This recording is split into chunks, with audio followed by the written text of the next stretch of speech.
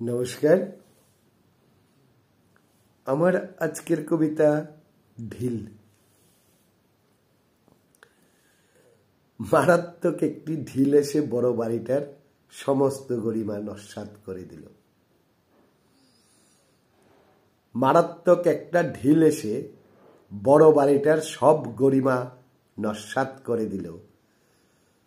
উৎসে গিয়ে দেখি এক খুদে নজরুল খিদে মুখে অবিচল দাঁড়িয়ে, চোখে মুখে তার ভ্রুক্ষেপহীন ভাব।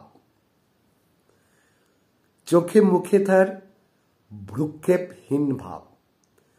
তবে কি সে সংক্রমণ বাড়ালো যারা তাদের প্রতি ক্ষুব্ধ, নাকি অতিমারির চেয়েও বেশি অব্যবস্থার মরণে ক্ষুব্ধ? একবিংশ শতাব্দীর বিশেষ জ্ঞান আর সমাজ বিজ্ঞানে ক্ষুব্ধ, নাকি নোংরা মামলায় জড়িয়ে থাকাদের মানুষ ভোট দেয় বলে ক্ষুব্ধ? মঞ্চে মঞ্চে সোনার হরিণ বারবার নেচে যায় বলে ক্ষুব্ধ, নাকি কেবলমাত্র বাঙালি স্থানেই প্রতিহিংসা হয় দেখে আত্মগ্লানিতে বিরক্ত? জানি না।